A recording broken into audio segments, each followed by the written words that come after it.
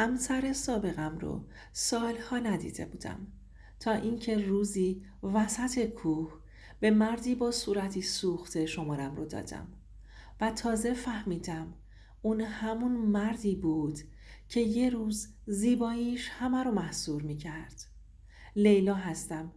شبی که امیر اومد خواستگاریم، همون لحظه اول خیلی ازش خوشم اومد. انگار داشتم پرواز می کردم تا به اون روز مردی به این زیبایی و خوش‌هیکلی و جذابی ندیده بودم. من خودم از نظر اطرافیانم دختر زیبایی بودم، ولی این زیبایی من کجا و زیبایی امیر کجا؟ اصلاً نمیشد چهره زیبایی این پسر رو توصیف کرد. انگار خدا صورتش رو نقاشی کرده بود. اصلا نفهمیدم چجوری چایها رو براشون بردم و اومدم سر جام نشستم. قلبم تون تون میزد. دست و پام رو گم کرده بودم که این الهه زیبایی تو خونه ما چی کار میکنه.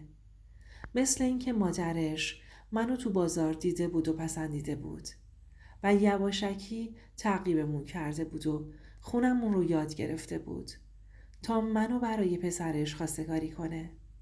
امیر از خانواده خیلی پولداری بود.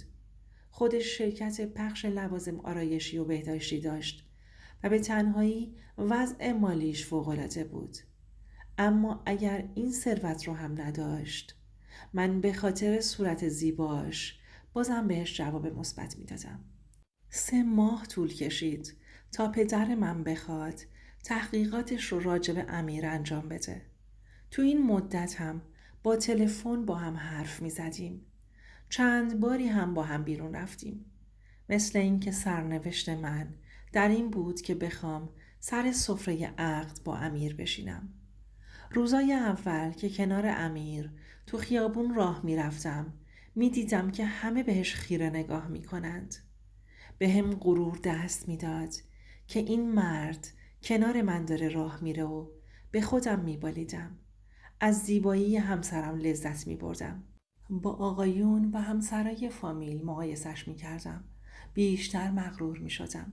همه اقوام و دوستام از زیبایی همسرم برام می گفتن و منم اینجوری بیشتر مجذوبش می شدم.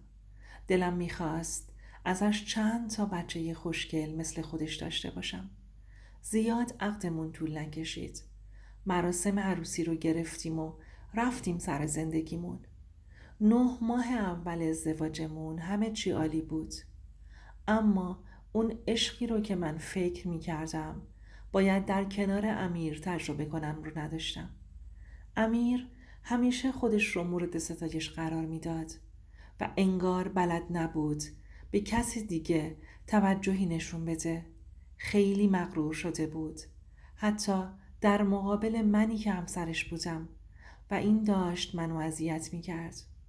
همیشه سعی می کردم تو زندگیش براش همه چی بهترین باشه. بهترین غذاها و لباسها و آرایشها رو براش می کردم تا بتونم کمی مورد توجه همسرم باشم. اما اون اصلا انگار منو نمیدید، ولی من بازم با همه این غرورش دیوانه وار بهش عشق می‌ورزیدم. اما دیگه از این وضعیت خسته شده بودم و شروع کردم به غرغر کردن. یه مقدار به خودش اومد، اما طولی نکشید که دوباره به رفتار سردش با من ادامه داد. من عاشق لحظه‌ای بودم که امیر به من توجه کنه، اما متاسفانه انگار هیچ وقت اون لحظه نمی رسید. دیگه داشتم همه شور و ذوقم رو تو زندگی امیر از دست می دادم و داشتم دچار افسردگی حاد می شدم. دیگه به خودم نمی رسیدم. دل و دماغی برای درست کردن بهترین غذا و دیزاینش نداشتم. تمام ذوقم رو امیر ازم گرفته بود. دیگه دوست نداشتم برم خرید تا خوشگلترین لباس رو بخرم و برای امیر بپوشم. آخه اصلا توجهی نبود که بخواد بهم بشه. حتی دیگه امیر برام اونقدر زیبا نبود. وقتی حتی کنارش راه میرفتم، به جای اینکه مثل قبل به خاطر نگاه دیگران بهش ذوق کنم بیشتر عصبی می شدم. اونقدر زنها و دخترها بهش خیره می شدند که جلوی چشمای من که کنارش بودم بهش پیشنهاد شماره تلفن می دادند و جالب بود که امیر هم از این قضیه خوشش می اومد. حتی یکی از خانوم ها به وضوح بهم گفت حیف این همه زیبایی نیست که کنار تو باشه، یا اصلاً به خودت نگاه کردی؟ واقعاً حیفش نیست؟ این باید یکی مثل خودش کنارش راه بره. با این حرف انگار دنیا رو سرم آوار شد. یعنی من واقعاً انقدر زشت بودم که نظر مردم نسبت به من اینجوری باشه؟ تصمیم گرفتم دوباره به خودم بیام و مثل قبل به خودم برسم. تازه به این موضوع رسیده بودم که امیر تنها دلیل ازدواجش با من این بود که بتونه آزادتر دختربازی کنه و از دست پدر و مادرش که براش تو اینجور مسائل سخت میگرفتن رها بشه. امیر دختربازی رو دوست داشت و اصلاً هم براش مهم نبود طرف مجرده یا متأهله. با همه اوکی بود. وقتی به خودم اومدم دیدم که 4 سال کنار یه همچین مردی داشتم زندگی می کردم و هیچ توجه و محبتی از سمت امیر ندیده بودم. یه روز به طور اتفاقی گوشیش رو نگاه کردم. دیدم کلی پیام از شماره های مختلف براش اومده. اونم با اسم زنهای مختلف و جالب بود که با همه‌شون هم 1 ساعت و 1 روز مختلف قرار گذاشته بود. داشتم دیوونه می شدم. دیگه طاقت نیاوردم. حتی چند تاشون انگار متأهل هم بودن. امیر یعنی انقدر کثیف بود و من خبر نداشتم. تازه فهمیدم که دلیل بی‌توجهیاش به من این زنها و دخترها بودند. تصمیم واسه جدایی گرفتم چون طاقت این همه خیانت رو به خودم نداشتم. واقعاً من چی براش کم گذاشته بودم که سزاوار این بودم؟ منی که به خاطر امیر تمام راه ها رو امتحان کردم. حتی چند بار مشاوره هم رفته بودم تا زندگیم رو سرپا نگه دارم. اما حالا متوجه شده بودم که پایه زندگیم به کل خراب شده و دیگه کاری از دستم بر نمیاد. بهش پیشنهاد جدایی دادم و امیر هم با کمال ناباوری همون لحظه اول قبول کرد. انگار منتظر چنین پیشنهادی از طرف من بود. من باید حتما ازش جدا می شدم وگرنه تو این زندگی حتما دست به از بین بردن خودم می زدم. زندگی مشترک ما فقط همین چند سال بود. رفتیم محضر و توافقی جدا شدیم. امیر با غرور همیشگی وقتی که از در محضر اومدیم بیرون با لبخند بهم گفت امیدوارم تو زندگیت موفق باشی. من در جوابش چیزی رو که تو دلم این همه سال مونده بود بهش گفتم و این جمله بود که کاش تو هم انقدر زیبا نبودی و من در کنارت بهترین ها رو تجربه می کردم و خوشبخت می شدیم. بعد از این جمله هر کدوم رفتیم سوی زندگی خودمون. حال دلم اصلا خوب نبود. هر لحظم به گریه می گذشت. خبر جدا شدنمون مثل بمب همه جا پیچید و می دونستم که این خبر سررشتش همون زنها و دخترهایی هستند که با امیر در ارتباط بودند. روزها برام سخت می گذشت. نتونستم جداییم رو هضم کنم. اصلا باور نمی کردم. گاهی اوقات دلم برای امیر تنگ می شد. فامیل زنگ می زدن مثلا برای دلداری دادن به من. اما نیش و کنایه هاشون تمومی نداشت. از همه بدم می اومد و از همه دوری می کردم. هر چقدر جلوی چشم اقوام و دوستان نبودم برام بهتر بود. آرامشم بیشتر بود. اگر محبت‌های مادرم نبود 1% هم شک نداشتم که خودم رو از بین می بردم. اما داشتم با موقعیتم کنار می اومدم. چند وقتی به همین منوال گذشت و من از دور خبر امیر رو داشتم که بازم دختر بازی می کرد. جالب بود که اصلاً یه دوست دختر فاب هم واسه خودش نداشت. با همه می پرید. دقیقاً 1-2 سالی شد من کاملاً با این قضیه کنار اومدم. ورزش می رفتم. با دوستای جدیدم تفریحات گردشگری داشتم. منم واسه خودم کار پیدا کرده بودم و میرفتم سر کار.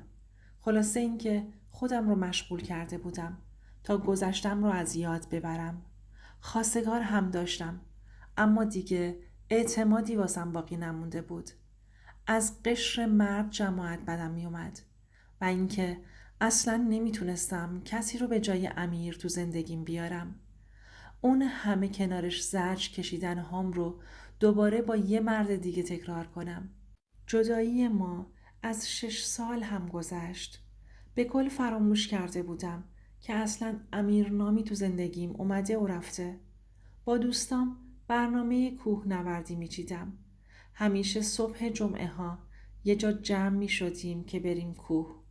یه روز از همین جمعه ها وقتی رسیدم سر قرار دیدم هیچ کدوم از بچه ها نیومدن. اول فکر کردم من زود اومدم. یه مقدار هم منتظر شدم. اما دیدم ساعت داره میگذره. از بس که هول بودم دیر سر قرار برسم گوشی موبایلم یادم رفته بود. دیدم یه آقایی به فاصله دورتر ازم نشسته که کلاً صورتش داغون بود. انگار صورتش سوخته بود و داشت ترمیم می شد. رفتم جلوتر که ازش گوشیش رو بگیرم تا به دوستم زنگ بزنم. وقتی که جلو رفتم اول معذب شدم.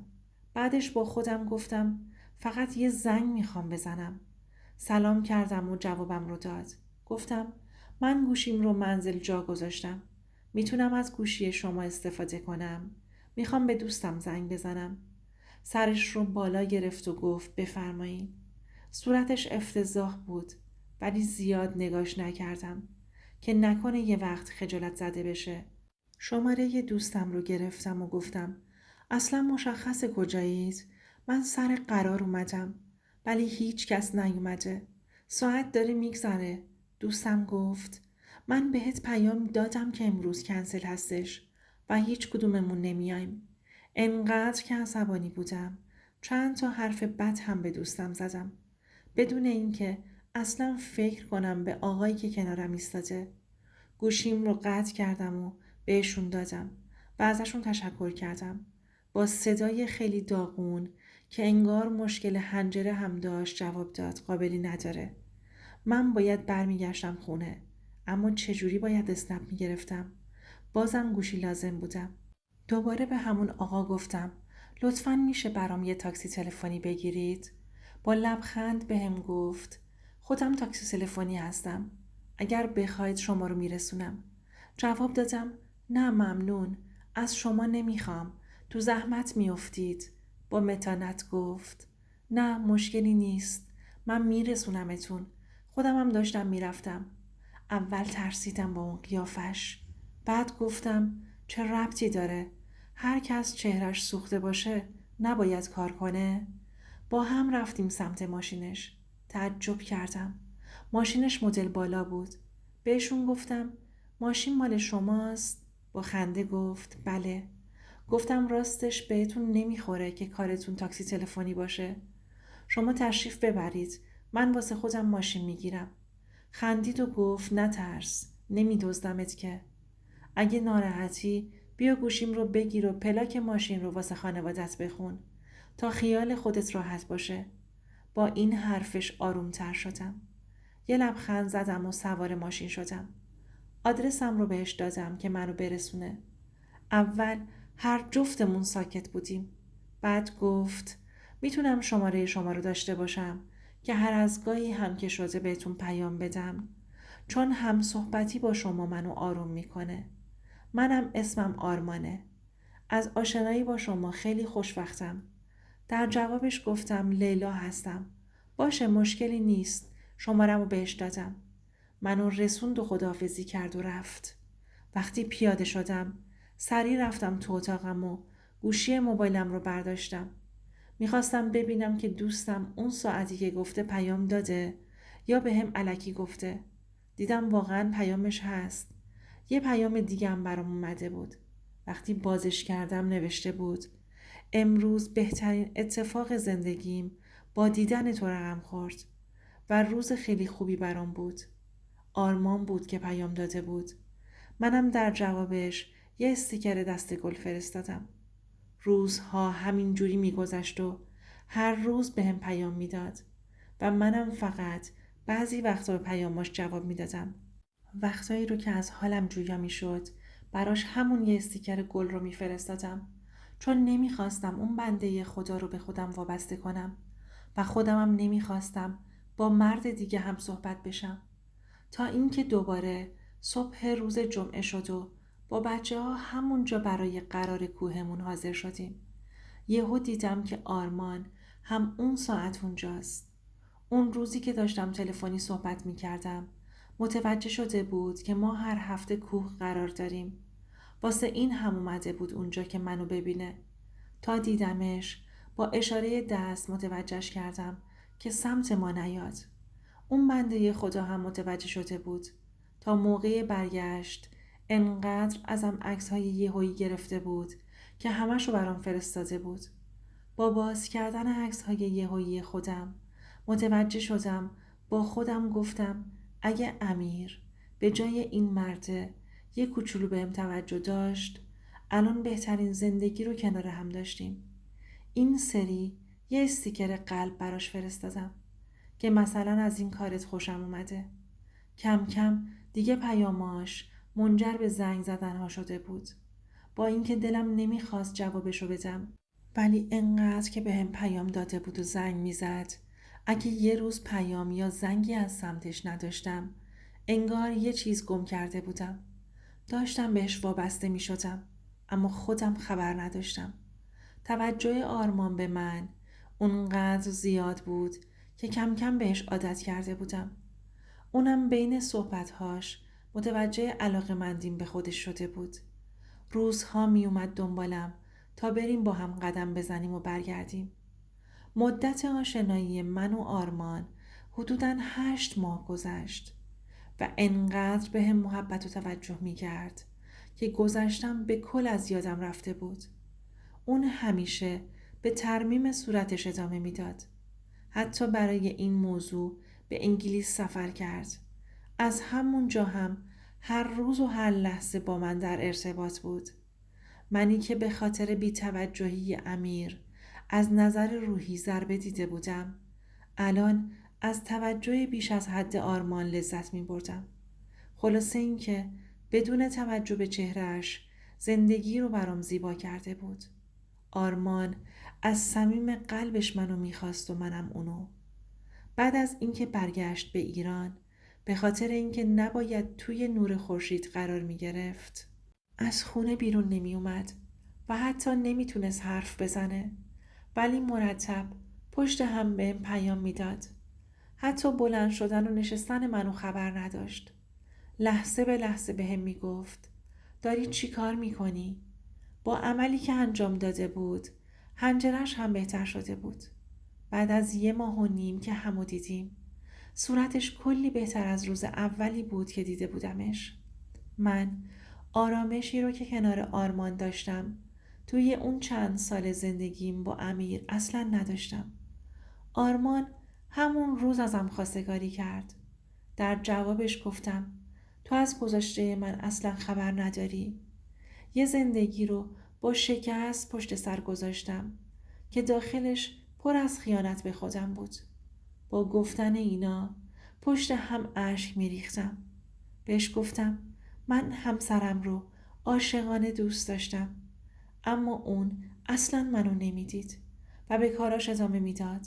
با گفتن این کلمات آرمان هم پا به پای من حتی بیشتر از من اشک میریخت. بهم گفت من تو رو با گذشته‌ات هر چی که هست قبولت دارم. حالا بذار من گذشته خودم رو برات بگم، اما بهم قول بده وقتی که شنیدی فقط همین لحظه که کنارم هستی رو یاد بیار و تصمیم بگیر. بعد شروع کرد از گذشتش تعریف کردن که دختر باز بودم. یه روز یکی از این دخترها که خیلی به هم گیر داده بود، وقتی جریان دختربازی های منو شنیده بود، به یه نفر پولی داد که روی صورتم مایه بریزه. همون موقع هم خودش از کشور فرار کرد و من دیگه نتونستم دسترسی پیدا کنم بهش. بعد هم بهم گفت حالا میخوای قیافه اصلی منو ببینی؟ گفتم آره، خیلی دلم میخواد. آرمان عکسی از توی کیفش بیرون آورد و با دیدن عکس شوکه شده بودم. عکس امیر من بود که حالا به این روز افتاده بود. گفتم امیر تو هستی؟ گفت آره عزیزم، من همون روز اول که دیدمت شناختمت، اما وقتی دیدم که منو نشناختی خودم رو بهت معرفی نکردم. کلی دنبال شمارت گشته بودم اما پیدا نکردم. اون روز واسه همین شمارت رو تو ماشین ازت گرفتم. تو حتی صدام رو نتونسته بودی تشخیص بدی. میخواستم بهت زنگ بزنم و بگم که دیدی گفته اون روزت جلوی در محضر جواب داد. حالا دیگه زیباییم از دست رفته بود. همه اینا رو با حق حق کردن داشت بهم میگفت. بعدش منو بغل کرد و گفت لیلا دیگه برای همیشه کنارم بمون. من دیگه اون امیر سابق نیستم. یه آدم دیگه شدم. ولی همه اینا بازم برام سخت بود که دوباره به خاطرات گذشته برگردم. بخوام باهاش زندگی کنم. اما الان امیر دیگه زیبا نبود، ولی یه قلب زیبا پیدا کرده بود.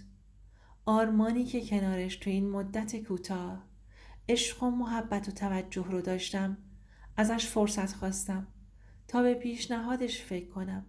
دوستان شما به هم بگید آیا میتونم دوباره به زندگی با آرمان، یعنی همون امیر، برگردم؟ آیا بهش یه فرصت دوباره برای زندگی مشترکمون بدم یا نه؟ و از خیانت هایی که بهم کرده بود چشم پوشی کنم؟ چی کار کنم؟ لطفاً منو راهنمایی کنید. دوست عزیزم، به تویی که این داستان رو تا اینجا گوش دادی میخوام بگم هر زخم و خیانتی که دیدی، هر دردی که کشیدی سکوت نکن.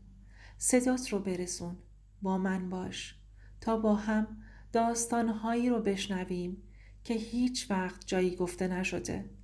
اگه دوست داری صدای کسانی باشی که تو سکوت رنج میکشن، حتما کانال رو سابسکرایب کن، چون هنوز خیلی صداها هستند که باید شنیده بشن و من اینجام که اونها رو به گوش همه برسونم. اگه دوست داری داستانها و حرفهای واقعی زندگی ها رو بشنوی، حتما دکمه سابسکرایب رو فشار بده. با هم میتونیم صدای کسانی باشیم که سکوتشون دنیا رو تکون میده. منتظر کامنتات هستم. تا داستان بعدی مراقب خودت باش.